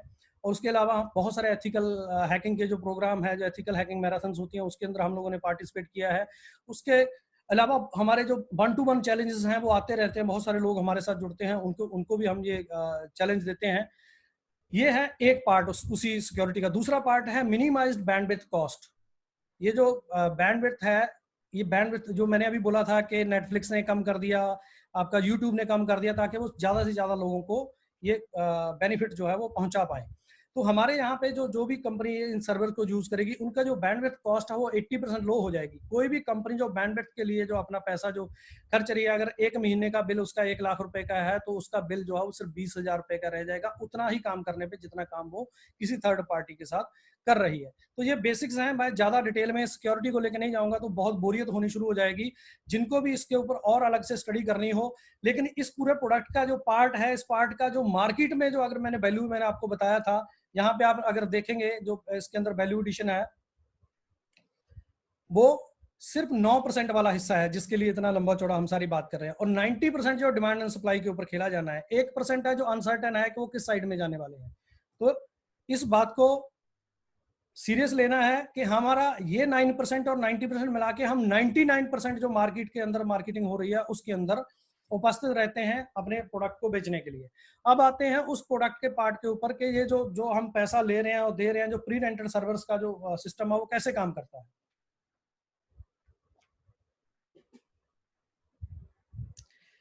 Understand the sale and lease back model. अब इस बात को समझना है सर, क्योंकि ये जो बिजनेस मॉडल है ये हमने डेवलप नहीं किया है, ये एग्जिस्टिंग बिजनेस मॉडल है। बड़े बड़े जो शिपिंग लाइन की कंपनियां हैं, वो बड़ी रियल एस्टेट की कंपनियां, वो एयरलाइंस तक जो है वो इसको यूज कर रही हैं। यहाँ पे हमने जो एग्जांपल दी हुई है आपको, वो भी इंडिगो एयरलाइन का ही एक डील की एग्जांपल दी हुई है। तो इसमें सिंपल सा बात ये होती है कि एक किया क्यों जाता है। देखिए, फंड और फाइनेंस रेज करने के बहुत सारे तरीके हैं दुनिया के अंदर। एशियंट वर्ल्ड से जो दुनिया जब से बनी है तब से ये पैसा लेना देना, ये सारी चीजें चलती आ रही हैं। अलग अलग तरह के सेक्टर हैं, अलग तरह की चीजें हैं। तो इस बिजनेस मॉडल को बोला जाता है एसेट लाइट बिजनेस मॉडल। तो अब फ्यूचर में सारी की सारी कंपनियां एसेट लाइट बिजनेस मॉडल के साथ ही चलने वाली हैं, जिसके अंदर एसेट ओनर्स बहुत सारे होंगे, कंपनियों के पास बिजनेस मॉडल होंगे, स्ट्रॉन्ग रेवेन्यू मॉडल होंगे, उसमें बहुत सारे लोग मिलकर पैसा कमाएंगे। और इसका एग्जाम्पल के लिए अगर हम बात करें, तो अभी एसेट लाइट मॉडल के लिए एक बड़ी डील हुई है, वो है रिलायंस जियो की। रिलायंस जियो ने अपना पूरे का पूरा जो एसेट है वो ब्रुकफील्ड एसेट मैनेजमेंट कंपनी है, कैनेडियन कंपनी, उसको बेच दिया। और उसके बाद वो वही वैसे का वैसे ही अपना इंफ्रास्ट्रक्चर चला रहा है, लेकिन वो बैक एंड पे उसने इंफ्रास्ट्रक्चर उसको बेच दिया है। तो उसको बोलते हैं एसेट लाइट मॉडल। और दूसरा एसेट लाइट मॉडल की हम बात करें, जैसे इंडिगो की एग्जाम्पल लें हम, जैसे वो एरोप्लेन्स हैं, वो सारी चीजें हैं, बहुत सारे लोग इसमें ये कंफ्यूज रहते हैं कि हमने आपको सामान दिया, पैसा दिया है, तो उसके बदले में आपने हमें डॉक्यूमेंट दे दिए, लेकिन ये सामान तो हम घर नहीं लेके जा रहे हैं। हमने गाड़ी खरीदी थी, घर ले गए, फोन खरीदा था, घर ले गए, बाकी सारी चीजें खरीदी तो घर चली गई। ये तो आपने हमें पैसे ले लिए, हमें एक डॉक्यूमेंट पेपर भेज दिया, लेकिन ये सामान तो हमारे घर नहीं आया। तो सर इसीलिए हमने यहाँ पे जो एग्जाम्पल है वो आपको एयरलाइन की, एक जहाज की एग्जांपल दी है, क्योंकि वो एक बिल्कुल सिचुएशन में मैच करता है। सर अगर आप जहाज खरीद लेते हैं, कोई भी पर्सन अपने लिए एरोप्लेन खरीदता है, तो एरोप्लेन खरीदने के बाद उसके पास उसकी ओनरशिप के डॉक्यूमेंट ही होंगे। एरोप्लेन उसके घर कभी नहीं आएगा। एरोप्लेन कहाँ पे रहेगा? एयरपोर्ट पे रहेगा, जहाँ पे उस पर चलने के लिए प्रॉपर उसका सिस्टम बना हुआ, उसकी रेगुलेटरी है, उसकी सिक्योरिटी है और उसका सिस्टम है। उसी तरीके ये जो सर्वर्स हैं जिसको आप खरीदेंगे, इसके डॉक्यूमेंट आपको मिल जाएंगे, लेकिन ये सर्वर जो है वो उनके लिए बेटर एनवायरनमेंट और उनका सिस्टम जो बना हुआ चलने के लिए, वो डाटा सेंटर के अंदर बना हुआ है, वो वहीं पे रह के अपनी सर्विसेज डिलीवर करते हैं सारे के सारे। तो ये इसलिए इस तरीके से इसको कोरिलेट करके यहाँ पे दिखाया गया है। तो इसमें कंपनी जो है वो डेट फ्री रहती है, एसेट पार्टनर्स के साथ मिलके ये आगे का काम किया जाता है। ये है sale and lease back business model, जिसमें प्री रेंटेड सर्वर्स आपको सेल किए जाते हैं। आप जैसे ही ऑनर हो जाते हैं, उसका जो रेंट है वो आपको आना शुरू हो जाता है। ऑफर क्या है sir? What is the offer? By some particles, immediate leasing. Immediate leasing मतलब पहले से ही लीज पे है, तो आपको प्री रेंटेड सर्वर खरीद लेना है और आपको अगले 120 महीने तक किराया आएगा। ये है वो पेज जो मैक्सिमम लोग, सबसे जरूरी पेज जिसको समझते हैं, जो देखना चाहते हैं। ज्यादातर लोग इसके लिए बीच में कई बार टोक के पूछ लेते हैं। आज तो मैंने अनम्यूट बंद किया हुआ, तो मेरे ख्याल से इसलिए क्वेश्चन नहीं आया। तो सर इसमें कुछ मॉडल दिए हुए हैं, ये फाइनल मॉडल्स नहीं है। यहाँ पे जो प्लान दिए हुए हैं, आप कितने भी ले सकते हैं, ये फ्लेक्सिबल है। 1 से लेके 2000 पार्टिकल तक कोई भी एक सिंगल एंटिटी जो है हमारे सिस्टम में खरीद सकती है। उसके अंदर अगर हम एग्जांपल के तौर पे बात करें, अगर हम 4 पार्टिकल बाय करते हैं, जिसको हम 4 टेराबाइट की ओनरशिप, रिसोर्सेज की ओनरशिप की बात करते हैं, हार्डवेयर की, तो आपको जो प्राइस होगी 1 लाख प्लस जीएसटी 1,18,000 की होगी। 10 साल के लिए आपकी ओनरशिप इसमें हो जाएगी।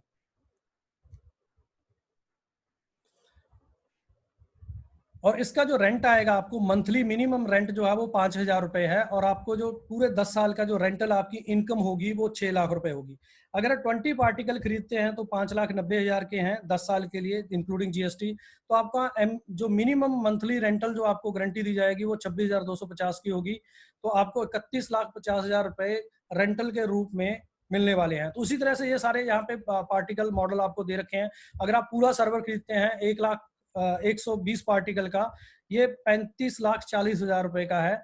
आपका जो मिनिमम मंथली रेंट है वो 1,72,500 रुपए का होगा, और आपको जो टोटल रेंटल के रूप में अर्निंग होगी 10 साल के अंदर वो 2,07,00,000 रुपए की होगी। ये सारी यहाँ पे चीजें दिखी हुई हैं, यहाँ के अंदर टर्म एंड कंडीशन सारी चीजें डाल रखी हैं, और इसी के साथ में नीचे एक ईएफ लिखा है, जिसका इफेक्टिव फंड वैल्यू, जिसका मतलब है कि आपको ये सारे के सारे जो सर्विसेज जो इसके अंदर लगेंगी, जो आपका प्रोसेसिंग फीस लगेगी, टीडीएस लगेगा, क्योंकि रेंटल इनकम के ऊपर टीडीएस 10% होता है।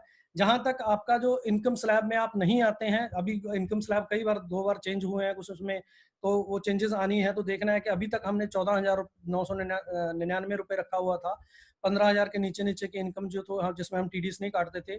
अभी जो आगे का जो भी नोटिफिकेशन आया उसमें देखेंगे, शायद वो इनकम जो है 22,000 तक शायद चली जाएगी, कि 22,000 अगर आपकी इनकम मंथली होगी तो आपका टीडीएस नहीं कटेगा, सिर्फ 5% प्रोसेसिंग फीस कटेगी। उसके बाद जो है 5% प्रोसेसिंग फीस और 10% टीडीएस आपका कट के आपको जो है जो इफेक्टिव फंड वैल्यू जो नीचे लिखा है, आपके अकाउंट में पैसे क्रेडिट होते रहेंगे। इसके ऊपर बाकी जो टर्म एंड कंडीशन है वो सारी की सारी इसके अंदर लिखी हुई है, आगे भी सारी चीजें दी हैं। अब बात आती है डॉक्यूमेंटेशन की, रिलेशनशिप की।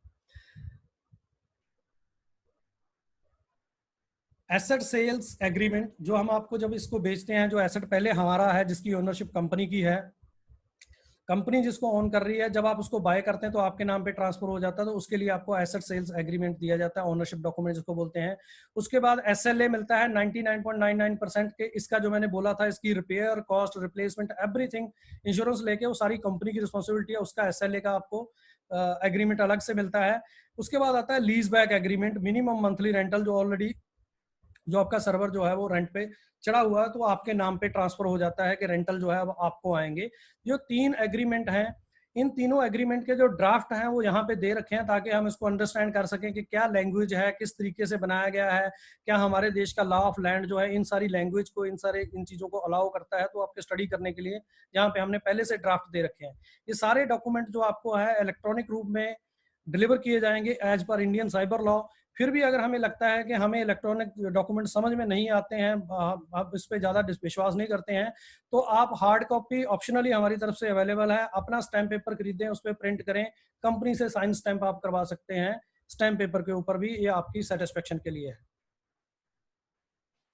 इसके बाद आता है करंट इन्वेंट्री। जो कंपनी की अभी की जो इन्वेंट्री है, जो हमने अभी तक बना रखा है, वो हमारे पास जो 967 जो पार्टिकल जो एग्जैक्टली हमारे पास है अभी, इसलिए 12,000 प्लस लिखा हुआ है वहाँ पे।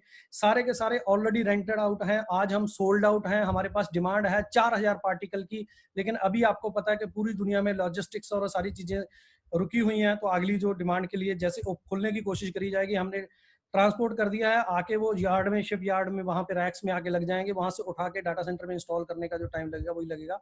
4,000 पार्टिकल हमारे और एनहेंस हो जाएंगे 2 हफ्ते में लॉकडाउन खुलने के बाद ही हमारा। और अपकमिंग हमारी लोकेशंस हैं। हमारा सिंगापुर ऑलमोस्ट फाइनल था, हमें स्टार्ट करना था जस्ट, तो उसमें भी 22 रैक हमारे वहाँ पे ओपन होने वाले हैं। उसके बाद दुबई की, वही जो सिंगापुर की कंपनी ने टाई अप किया, उन्हीं को दुबई के लिए हम लोग काम कर रहे हैं। एंड काउंटिंग बहुत सारी और अलग अलग जगह पे हम लोग अभी बात कर रहे हैं। अभी एग्जिस्टिंग जो हमारी फैसिलिटीज हैं, जो हमारी जो चल रही हैं, वो हमारी नोएडा दादरी रोड पे है, नोएडा स्पेशल इकोनॉमिक जोन के अंदर है। उसके बाद हमारा नोएडा सेक्टर 63 में है। उसके बाद इंदौर में है हमारा। जो तीनों फैसिलिटी हमारी चल रही हैं। डिजास्टर रिकवरी जो हमारी नोएडा वाली दोनों ही लोकेशन के लिए, हमारा जयपुर में डिजास्टर रिकवरी है जो फुल इन एक्शन है। और जो इंदौर की जो फैसिलिटी है, उस फैसिलिटी के अंदर कुछ अलग तरह के ऑपरेशंस चल रहे हैं जिनको बैकअप की जरूरत नहीं है, लेकिन हमारा बैकअप रेडी है। रायपुर के अंदर हमारी बैकअप रेडी है। अब बैकअप की जरूरत की बात क्या होती है, कोई आप डाटा हमारे पास ऐसा रख रहे हो जिसकी आपको कॉपी भी स्पेयर करनी है, लेकिन अगर आप मेरे पास डिजास्टर रिकवरी के साथ इसको लेते हो, रिडेंडेंसी हम अपने लेवल पे रखते हैं, वो हमारा अपना लेवल है, लेकिन आप साथ में डिजास्टर रिकवरी लोकेशन भी चाहते हो तो हम आपसे एक्स्ट्रा पैसा चार्ज करते हैं। तो उसी तरीके से जो क्लाइंट्स हमारे इन 2 जगह पे चल रहे हैं, जिनका सेंसिटिव डाटा, उन्होंने डिजास्टर रिकवरी लोकेशन भी ले रखी है। जो इंदौर में हमारे सर्वर्स चल रहे हैं, वो वहाँ पे कंप्यूटिंग और प्रोसेस पावर पे काम कर रहे हैं, इसलिए उनको उसकी डिजास्टर रिकवरी की जरूरत नहीं है। तो जो इंदौर वाली जो हमारे सर्वर्स हैं, वो इसलिए यूज में नहीं है, वो वहाँ पे कंप्यूटिंग पावर के अंदर यूज आ रहे हैं, लेकिन डिजास्टर रिकवरी के तौर पे यूज नहीं कर रहे हैं हम। ये एक सवाल बहुत बार आता है कि ये जो हमने अभी थोड़ी देर पहले आपको पेज बताया था कि 1,18,000 के बदले में 5,000 रेंट आता है, 4 टीबी का इतना रेंट आता है, 5 टीबी का इतना रेंट आता है, तो ये फिर से एक स्टडी का मैटर है सर। ये पूरी प्रेजेंटेशन जितनी मैंने आपके पास रखी है, सारी की सारी ही प्रेजेंटेशन स्टडी का मैटर है। अगर आप खुद कैपेबल हैं तो खुद करें, अगर खुद कैपेबल नहीं है तो किसी को हायर करके स्टडी को करवाएं, उसको पैसा पे करें तो आपको स्टडी करने के बाद। क्योंकि हमने आपको यहाँ पे कोई ऐसा बिजनेस या ऐसी कोई चीज नहीं बताई है कि हाँ जी हमने बता दिया इसको कर लो, बहुत जरूरी है, इसके बिना आपका काम नहीं चलेगा, बिल्कुल नहीं। हमने आपको एक बिजनेस अपॉर्चुनिटी बताई है। इस बिजनेस अपॉर्चुनिटी को अवेल्युएट करके डिसीजन आपको खुद लेना है कि आपको इस सिस्टम को, इस बिजनेस अपॉर्चुनिटी को ग्रैब करना है या नहीं कर रहा है। ये जो अमेजोन के ऊपर उसके सामने लिखा हुआ है click to find out pricing, अब इस पे क्लिक करेंगे तो अमेजोन की वेबसाइट पे जाके आप देख पाएंगे कि उसकी प्राइसिंग किस तरीके से होती है। आप माइक्रोसॉफ्ट की साइट पे जाके देख सकेंगे प्राइसिंग किस तरीके से होती है, गूगल की साइट पे जाके देख सकेंगे कि प्राइसिंग किस तरीके से होती है। तो वो जो प्राइसिंग आप ढूंढेंगे माइक्रोसॉफ्ट की, मैं अगर बात करूं तो 1 टेराबाइट की प्राइसिंग जो है वो 1.4 रुपीज पर जीबी के हिसाब से अगर आप लगाएंगे तो लगभग 14,000 रुपए जो है आपकी उसकी पर टेराबाइट की जो है आपकी कॉस्टिंग उसके अंदर आती है। 14,000 रुपए पर टेराबाइट की मैं आपको बात कर रहा हूं इसके अंदर। तो अगर आप देखें तो हम पर टेराबाइट आपको कितने पैसे देते हैं, 1,062 रुपए 50 पैसे। हमारी जो कॉस्टिंग है, जो अभी हमने ऑलरेडी मार्केट में दे रखा है, जब हमने शुरू किया था तो ज्यादा डिस्काउंट पे हमने दिया था, तो उस समय हमारा जो रेट था वो 4,200 रुपए था। उसके बाद हमने उसको बढ़ाते बढ़ाते अब तक उसका जो रेट है वो 8,700 रुपए तक हम उसको लेके गए हैं। 4,200 रुपए से लेके 8,700 रुपए तक हमने जो जितने भी हमारे पार्टिकल सोल्ड आउट है अलग अलग कंपनियों को, उस तरीके से जो मार्केट के अंदर उनको रेंट किया हुआ है। और ये जो प्राइसिंग मैंने आपको बताई है कि ये जो कंपनी है, दुनिया की जो बड़ी कंपनी है, इनकी प्राइसिंग एक लेवल से नीचे आ ही नहीं सकती, क्योंकि बैक एंड प्रोसेस जो है इनके ऑपरेशंस बहुत ज़्यादा है। तो अगर आप वो गैप देखेंगे, जो जितना पैसा हमारी कंपनी बना रही है और जितना पैसा आपको आगे दे रही है, तो इनको 10 साल आपको पैसा देने के लिए पैसा इकट्ठा करने की जरूरत नहीं है। इनके रेंटल सिर्फ 35 से 40 महीने में भी उतना पैसा ले आते हैं जितना पैसे की लायबिलिटी ये आपके साथ कमिटमेंट करते हैं 10 साल में देने के लिए। तो यहाँ पे ये भी एक विन विन सिचुएशन में है। इन सारी चीज़ों को स्टडी करने की, एप्पल टू एप्पल कंपैरिजन करने की जरूरत है यहाँ पे। इसलिए ये आपकी स्टडी के लिए जो रेवेन्यू जो जो पार्ट है, वो हमने रियल लाइफ रेवेन्यू एग्जांपल आपके साथ सामने दी हुई है कि आप उनकी साइट पे जाके इसको स्टडी कर सकते हैं। इन्हीं 3 जो मेजर जायंट्स हैं, इन्हीं की हम बात करते हैं, क्योंकि दुनिया में बेस्ट आज की डेट में जो क्लाउड प्लेटफॉर्म्स हैं वो यही 3 है। बाकी सब तो अलग अलग लेवल पे काम कर रहे हैं। बाकी जो मार्केट के अंदर रेवेन्यू का जो पार्ट है, जो अलग चीजें हैं, ये तो हमने बता दिया कि इनके प्रोडक्ट्स क्या हैं। अब इनके बारे में बात सुनने के बाद कई लोगों को लगता है कि यार कहाँ गूगल, कहाँ हम, कहाँ अमेजोन, कहाँ हम। सर ऐसा सोचने की जरूरत नहीं है, क्योंकि ये जो कंपनियां हैं, ये कंपनियां अपने देश के अंदर ज्यादा कैपेक्स नहीं लगाती हैं। ये मिनिमम रिक्वायर्ड कैपेक्स के ऊपर ही काम करती हैं। बाकी सारी चीजों के ये लोकल जो इंफ्रास्ट्रक्चर प्रोवाइडर है उन्हीं के साथ टाई अप करती हैं। आज माइक्रोसॉफ्ट की बात कर लें, चाहे अमेजोन की बात कर लें, एयरटेल जैसी कंपनियां, ट्यूलिप जैसी कंपनियां, अलग अलग कंपनियों के साथ इन्होंने टाई अप कर रखा है। डाटा सेंटर इंफ्रास्ट्रक्चर वो बनाते हैं, उनकी ओनरशिप होती है, यूज ये करते हैं।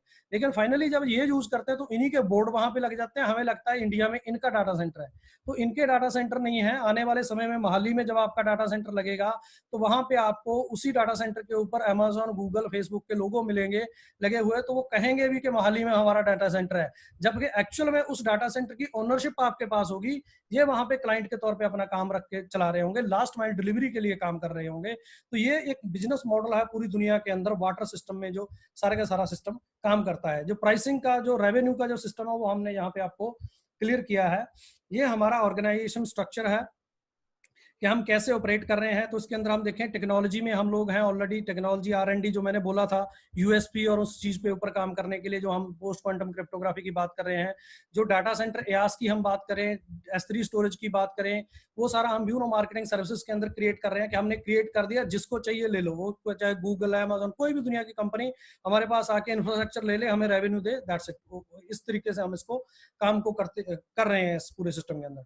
उसके बाद जो हमारे इस रेवेन्यू क्रिएट करने के लिए, या इन कंपनियों के साथ डील करने के लिए, टाई अप करने के लिए, जो हमारे एफिलिएट्स हैं, ओवरसीज एफिलिएट भी हमारे साथ काम कर रहे हैं। अलग अलग कंपनियां हैं, यूके से हैं, यूएसए से हैं। जो इंडियन कंपनी जो आपको जो प्री रेंटेड सर्वर्स हैं, जो आपको रेंटल भेजती है, उस कंपनी का नाम है जीवाइट इन्फोटेक। और ब्यूनो ऑनलाइन सर्विसेज करके एक दूसरी कंपनी है, जिससे अलग अलग लोगों को अलग अलग रेंट्स आ रहे हैं यहाँ पे। और हमारे third party retail sales portal भी हैं जो चल रहे हैं। अगर आपको कोई भी सर्विस आपकी खरीदनी हो, तो प्राइम क्लाउड नेट पे जाके या प्राइम स्टोर डॉट क्लाउड पे जाके खरीद सकते हैं। हमारे जो मेजर टारगेट होते हैं, वो corporate, government, defence and university और लैब्स को हम इसके अंदर टारगेट करते हैं, जो लॉन्ग टर्म के लिए आपके जो इंफ्रास्ट्रक्चर को हायर करते हैं। इस तरीके से ये पूरे का पूरा ऑर्गेनाइजेशन जो है वो काम कर रहा है।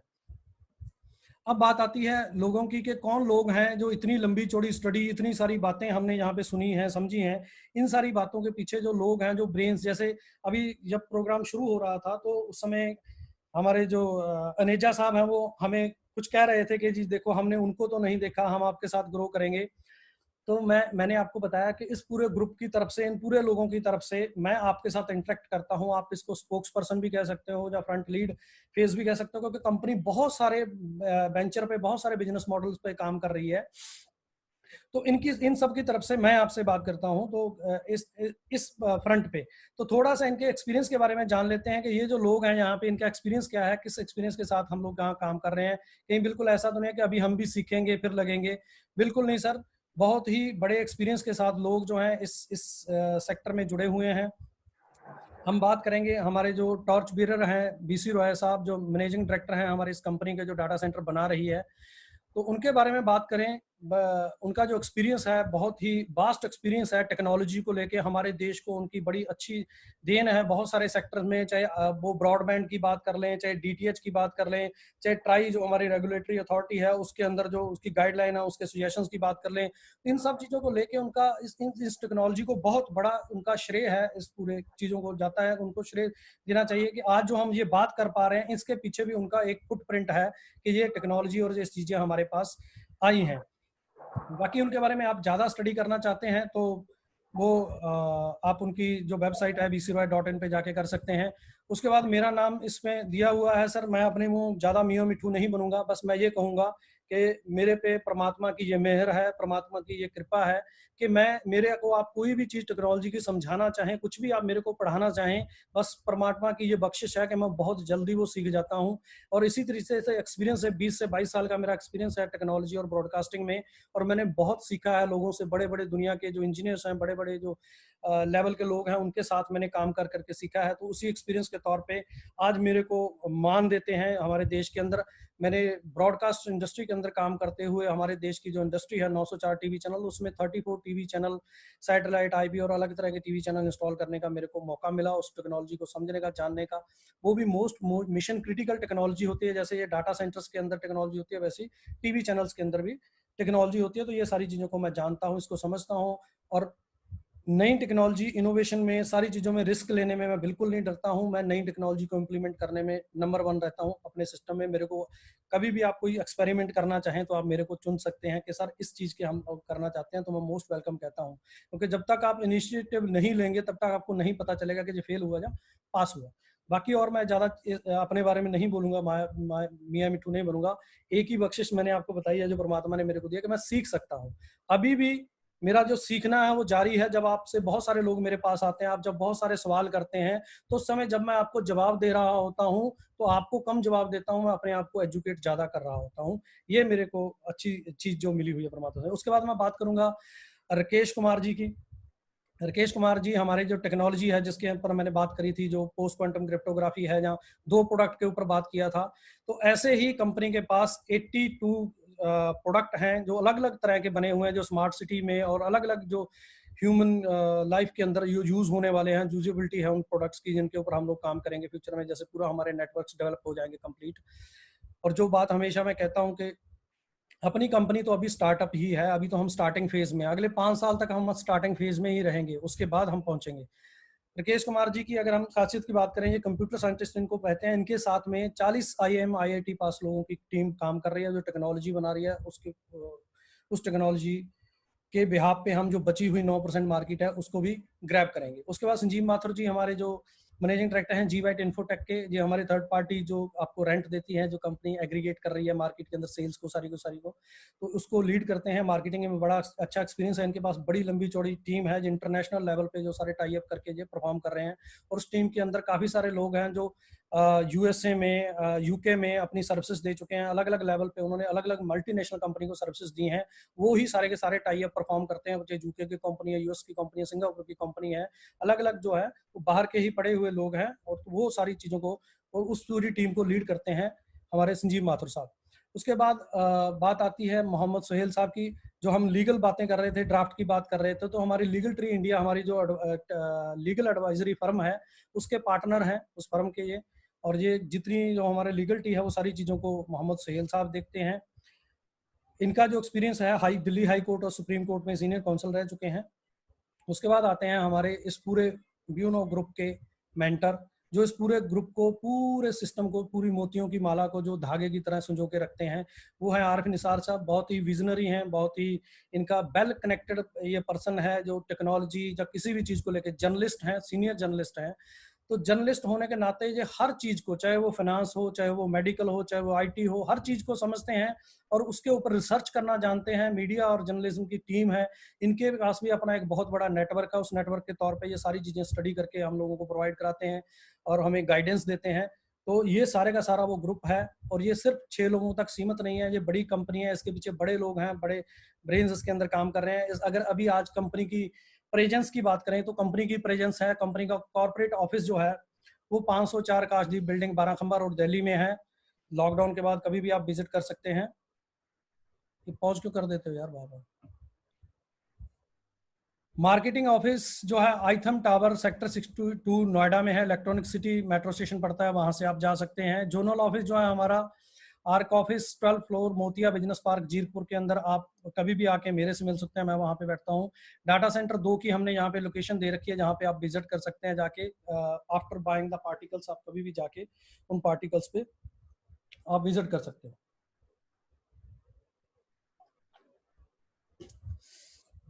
ये तो थी थैंक यू।